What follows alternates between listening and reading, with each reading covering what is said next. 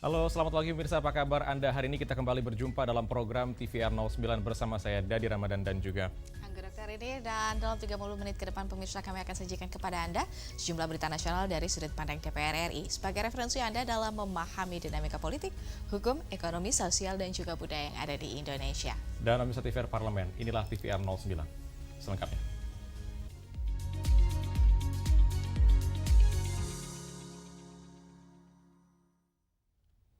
Komisi 3 DPR RI menerima kunjungan audiensi sejumlah mahasiswa magang guna memberikan masukan strategis terkait rancangan Undang-Undang Perampasan Aset Tindak Pidana. Komisi 3 DPR RI menerima kunjungan audiensi sejumlah mahasiswa magang untuk memberikan masukan strategis terkait rancangan Undang-Undang Perampasan Aset Tindak Pidana. Anggota Komisi 3 DPR RI Rikwanto mengapresiasi pemahaman kritis para mahasiswa, terutama terkait aspek kehati-hatian dan perlindungan hak asasi manusia dalam implementasi undang-undang. RUU Perampasan Aset dinilai sangat dibutuhkan untuk memberikan efek jera bagi para koruptor, serta memudahkan aparat penegak hukum dalam menelusuri dan mengembalikan aset negara.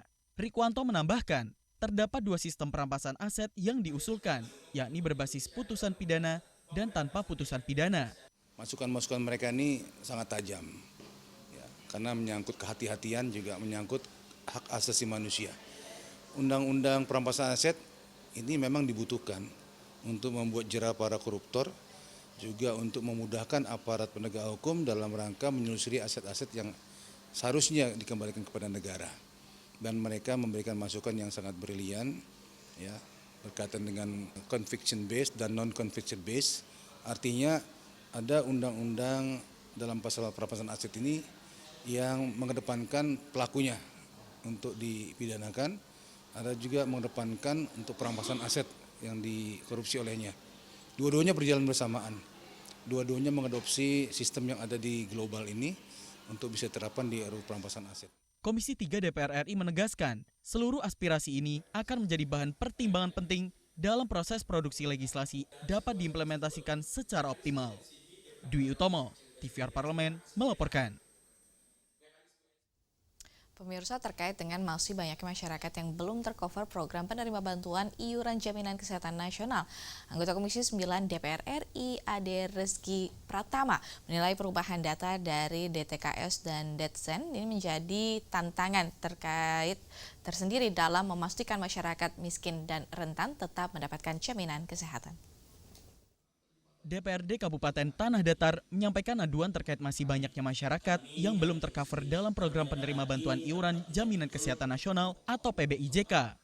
Anggota Komisi 9 DPR RI Ade Rezky Pratama menilai, perubahan data dari DTKS ke DTSN menjadi tantangan tersendiri dalam memastikan masyarakat miskin dan rentan tetap mendapatkan jaminan kesehatan.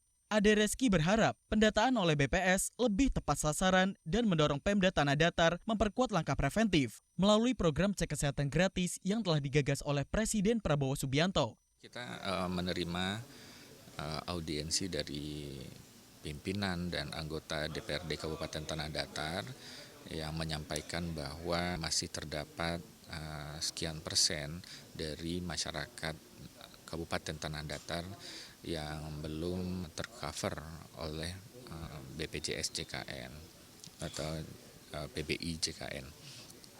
Dan kami kira ini menjadi sesuatu isu yang memang harus menjadi ikhtiar kita bersama dalam perubahan dari DTKS menjadi DTSN yang sudah dilakukan oleh BPS sebagai lembaga kredibel untuk melakukan survei dan data terkait dengan data-data yang diperlukan oleh pemerintah. Sebelumnya, pada awal Februari 2026, masyarakat dikejutkan oleh kebijakan pemerintah yang menonaktifkan kurang lebih 11 juta peserta BPJS Kesehatan pada segmen penerima bantuan iuran atau PBI. Kebijakan ini disebut sebagai bagian dari proses validasi data agar bantuan lebih tepat sasaran. Bondan dan Fuad, TVR Parlemen, melaporkan. Pemirsa, dalam peringatan Hari Kebangkitan Nasional, persoalan kemiskinan, pengangguran, hingga rendahnya daya saing generasi muda masih menjadi tantangan bangsa yang belum terselesaikan. Informasi selanjutnya akan kami sampaikan sesaat lagi, tetap bersama kami di TVR 09.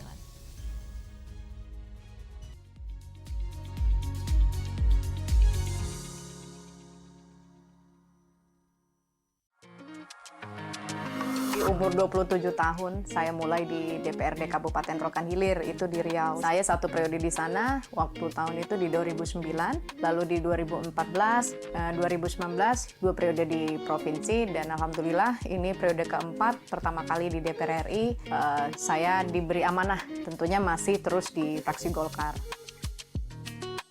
Saya menilainya dari sisi semua cabur sebenarnya bagus. Jadi ini berjalan seiring waktu saja sih. Tidak ada saya tentukan harus saya manajer ini dan itu.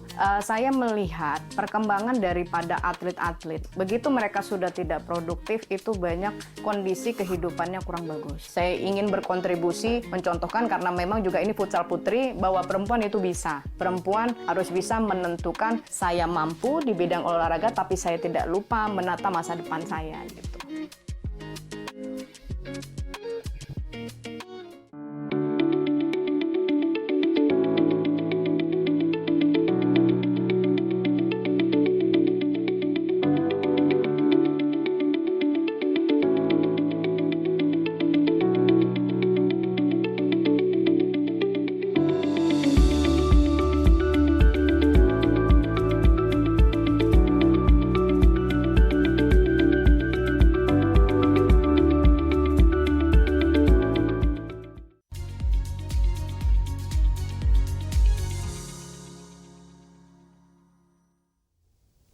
Kembali bersama kami di TVR 09. Pemirsa, Wakil Ketua MPR RI Edi Baskoro Yudhoyono yang juga anggota Komisi 12 DPR RI mendorong mahasiswa mengambil peran aktif melalui inovasi dan kreativitas dalam menjawab tantangan bangsa. Dalam peringatan Hari Kebangkitan Nasional, persoalan kemiskinan, pengangguran, hingga rendahnya daya saing generasi muda masih menjadi tantangan bangsa yang belum terselesaikan. Kondisi ini menuntut hadirnya sumber daya manusia yang unggul secara akademik serta mampu melahirkan solusi bagi masyarakat. Wakil Ketua MPR RI Edi Baskoro Yudhoyono mendorong mahasiswa untuk mengambil peran aktif melalui inovasi dan kreativitas. Hal itu disampaikan dalam audiensi kebangsaan bersama mahasiswa Institut Studi Islam Muhammadiyah Kabupaten Pacitan dan beberapa universitas di Jabodetabek. Edi Baskoro menilai perguruan tinggi memiliki posisi penting dalam membentuk generasi muda yang siap menghadapi tantangan masa depan. Mahasiswa tidak hanya cukup cerdas, intelektual, tidak hanya cukup matang, tapi juga mereka harus terus berkarakter, memiliki kemandirian dan keadaban. Karena Indonesia perlu sumber daya manusia yang tangguh, sumber daya manusia yang unggul, dan ini kita dorong agar pemerintah juga bisa memikirkan yang terbaik untuk negeri ini jika dihuni oleh anak-anak muda kita yang lebih memiliki kesempatan, optimisme, dan daya saing yang bisa memberikan percepatan kemajuan yang kita inginkan. Lebih lanjut, Edi mengatakan semangat kebangkitan nasional perlu diwujudkan melalui peningkatan kualitas generasi muda yang mampu beradaptasi dengan perkembangan zaman. Mahasiswa memiliki peran strategis sebagai penggerak perubahan sosial, sekaligus jembatan lahirnya gagasan baru. Tegar Aziz, TVR Parlemen melaporkan. Badan Legislasi DPR RI terus mematangkan rancangan Undang-Undang 1 Data Indonesia guna mencegah terjadinya tumpang tindih dalam pengelolaan data nasional. Badan Legislasi DPR RI terus mematangkan rancangan undang-undang atau RUU 1 Data Indonesia guna mencegah terjadinya tumpang tindih dalam pengelolaan data nasional. Wakil Ketua Balik DPR RI Sturman Panjaitan menegaskan hal itu saat rapat dengar pendapat, pembahasan mendalam terkait pematangan draft RUU 1 Data Indonesia.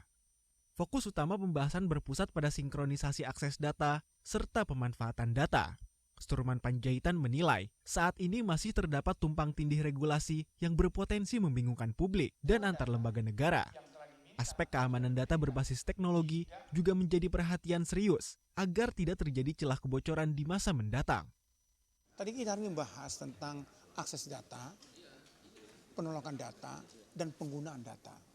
Nah, ternyata dari hasil diskusi kita hari ini ada yang tumpang tindih antara penggunaan data, akses data, bahkan penolakan data. Nah, ini perlu kita rapikan lagi. Makanya saya meminta kepada tenaga ahli untuk merapikan lagi apa saja yang masuk dalam akses, apa saja yang masuk yang ditolak pengguna data itu, dan apa saja yang kita lakukan untuk agar data itu bisa digunakan.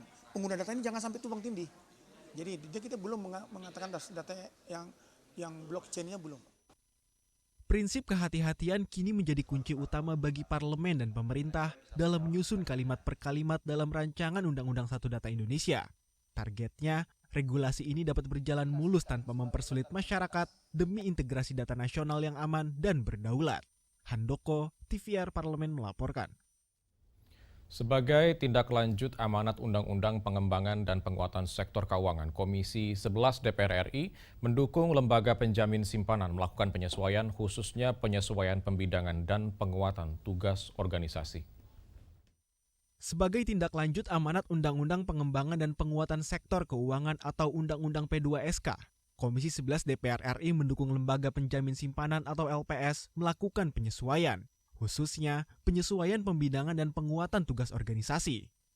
Dalam rapat kerja bersama Dewan Komisioner LPS, anggota Komisi 11 DPR RI Anna Muawanah menilai penyesuaian pembidangan diperlukan untuk menjawab tantangan sektor keuangan dan perbankan yang semakin kompleks. Terlebih, LPS saat ini membawahi sekitar 1.600 perbankan dan akan mendapat mandat tambahan di sektor asuransi. Anna Muawanah menegaskan, penguatan struktur organisasi harus diiringi dengan kesiapan sumber daya manusia yang profesional dan responsif. Koordinasi antara LPS, Bank Indonesia, dan OJK juga perlu diperkuat. Dalam Undang-Undang P2SK yang baru, bahwa di saat ada perubahan pembidangan maka perlu dikonsultasikan dengan DPR, dalam halnya Komisi 11. Dan perubahan pembidangan ini sangat bagus karena memang pasar yang dihadapi oleh LPS secara progresif, dan LPS juga membidangi 1.600 perbankan, belum termasuk misal BPR, termasuk juga nanti ke depan 2028 juga LPS akan pada posisi asuransi dan seterusnya. Maka ini perlu disiapkan terhadap SDM yang sangat progresif dan SDM yang sangat cekatan. Komisi 11 DPR RI juga menekankan pentingnya penguatan fungsi pengawasan dan evaluasi dalam pelaksanaan tugas LPS. Hasil kerja dan koordinasi antar otoritas sektor keuangan dinilai perlu disampaikan secara berkala kepada DPR sebagai bentuk akuntabilitas dan evaluasi kinerja. Ferdian dan Vitian, TVR Parlemen melaporkan. Pemirsa, DPR RI menaruh perhatian serius terhadap meningkatnya kewaspadaan global atas penyebaran hantavirus di sejumlah negara. Penguatan pengawasan kesehatan, deteksi dini, serta kesiapan pemerintah dinilai menjadi langkah penting untuk mencegah masuknya virus ke Indonesia. Informasi selengkapnya akan kami hadirkan sesaat lagi. Tetaplah bersama kami di TVR 09.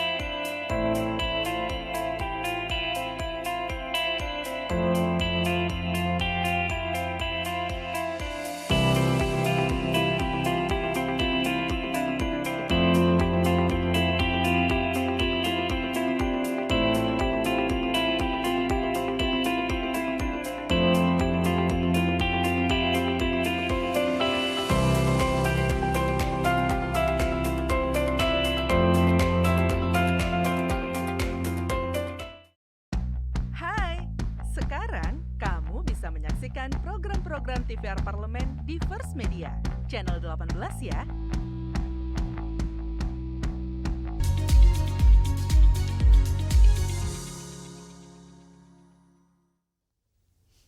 Kembali di TVR 09. Munculnya kasus hantavirus di sejumlah negara menjadi perhatian dunia internasional termasuk Indonesia.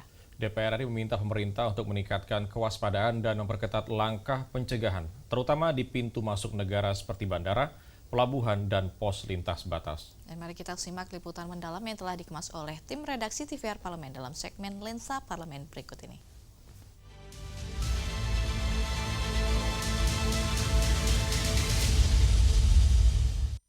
Munculnya kasus hantavirus di sejumlah negara menjadi perhatian dunia internasional, termasuk Indonesia. DPR RI meminta pemerintah meningkatkan kewaspadaan dan memperketat langkah pencegahan, terutama di pintu masuk negara seperti bandara, pelabuhan, dan pos lintas batas. Ketua DPR RI Dr. Honoris Causa Puan Maharani menegaskan, pemerintah tidak boleh menganggap remeh ancaman hantavirus. Seluruh kementerian dan lembaga diharapkan meningkatkan koordinasi, pengawasan, serta mitigasi secara menyeluruh agar penyebaran virus dapat dicegah sejak dini. Berdasarkan data Kementerian Kesehatan, sepanjang tahun 2024 hingga 2026, tercatat 256 kasus suspek hantavirus dengan 23 kasus hantavirus terkonfirmasi di sejumlah wilayah Indonesia. Tren kasus juga menunjukkan peningkatan dari 1 kasus pada 2024 menjadi 17 kasus pada 2025 dan 5 kasus hingga Mei 2026. Komisi 9 DPR RI juga meminta pemerintah meningkatkan tracing, kesiapan fasilitas kesehatan, dan edukasi kepada masyarakat. Langkah ini dinilai penting, menyusul laporan penyebaran Andes hantavirus di luar negeri yang diketahui dapat menular antar manusia dan memiliki tingkat kematian cukup tinggi.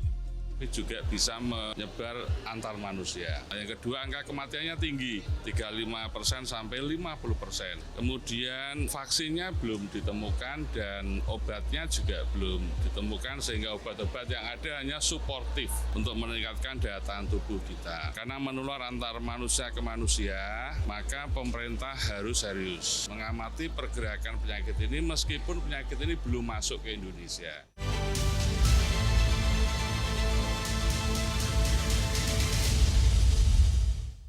Pemirsa, ibadah haji bukan hanya memerlukan kesiapan spiritual, tetapi juga kondisi fisik yang prima. Perjalanan ibadah haji melibatkan aktivitas fisik yang cukup intens seperti berjalan kaki jarak jauh serta beradaptasi dengan cuaca yang panas. Dan oleh karena itu, persiapan fisik sejak dini menjadi bagian penting agar jemaah dapat menjalankan ibadah dengan lebih khusyuk. Informasinya akan kami hadirkan saat lagi, tetaplah di TVR 09.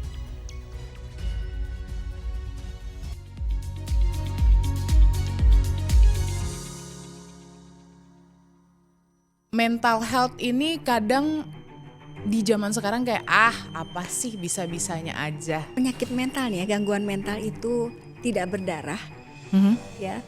Kemudian juga tidak menimbulkan luka. Jadi orang menganggap sebelah mata. Yang harus kita lakukan adalah pertama, kita tidak boleh ada pengabaian dulu terkait dengan ini situasi kita loh, begitu.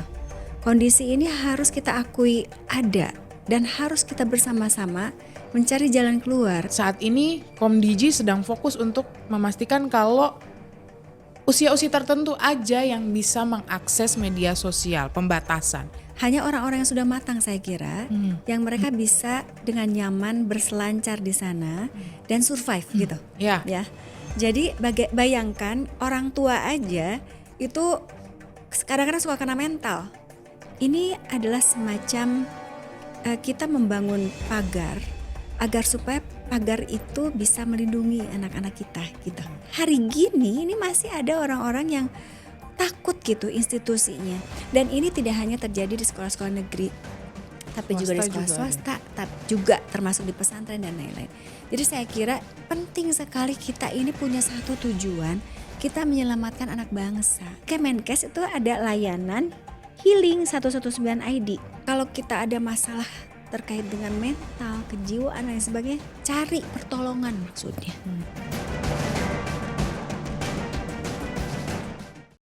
Labbaik Allahumma labbaik, labbaik la sharika laka labbaik, innal hamda wan ni'mata laka wal mulk.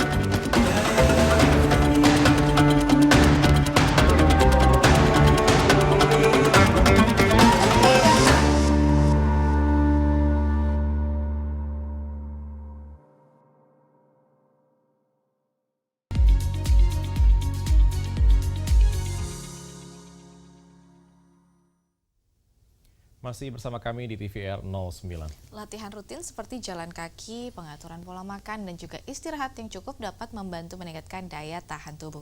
Dan dengan kondisi fisik yang terjaga, jemaah dapat lebih fokus menjalani setiap rangkaian ibadah dan memaksimalkan pengalaman spiritual. Selanjutnya kita akan menyaksikan dan bagaimana cara menjaga fisik, menjaga ibadah, persiapan sebelum ibadah haji dalam segmen Intips Informasi dan Tips berikut ini.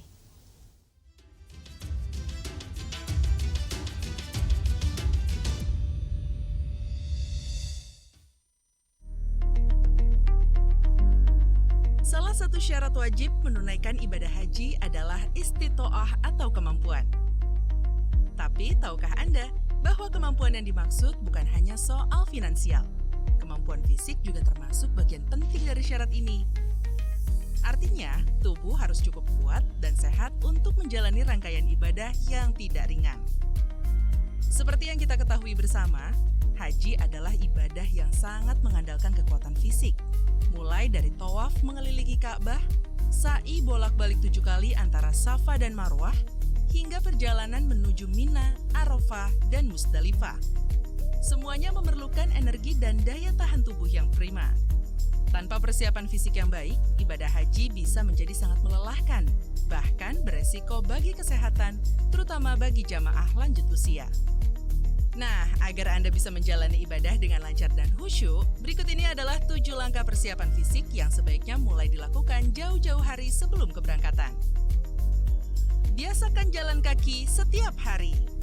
Jalan kaki adalah olahraga yang paling sederhana, tapi sangat efektif untuk meningkatkan stamina. Mulailah berjalan kaki selama 30-45 menit setiap hari.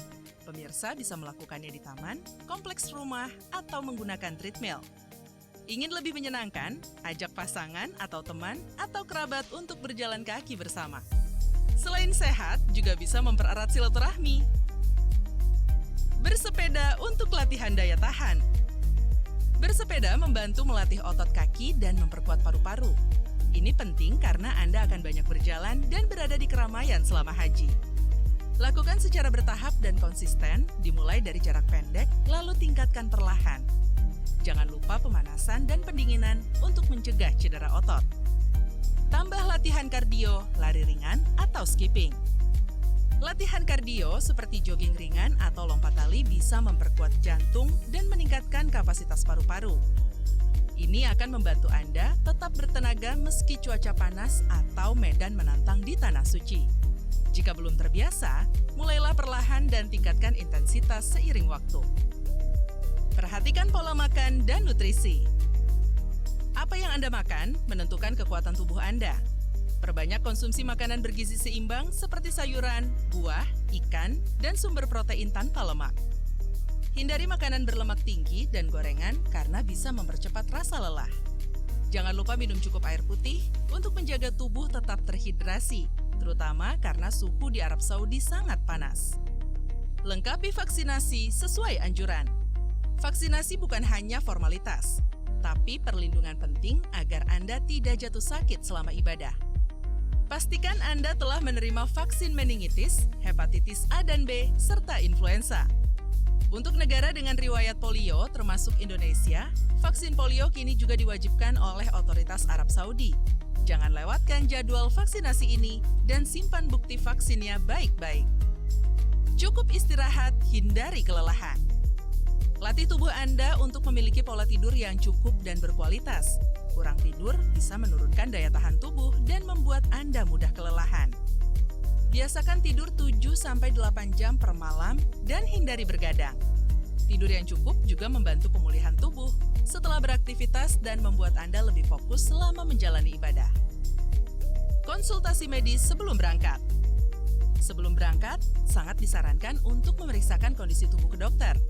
Bagi Anda yang memiliki riwayat penyakit seperti diabetes, hipertensi, atau jantung, mintalah saran medis dan resep obat yang perlu dibawa. Konsultasi ini juga bisa membantu Anda mendapatkan tips khusus untuk menjaga stamina sesuai kondisi tubuh Anda. Nah, itu tadi pemirsa beberapa tips yang bisa pemirsa lakukan untuk mempersiapkan fisik jelang ibadah haji. Semoga tips kali ini membantu pemirsa untuk mendapatkan fisik yang prima saat menjalankan ibadah nantinya. Sampai Sampai jumpa di Intip selanjutnya.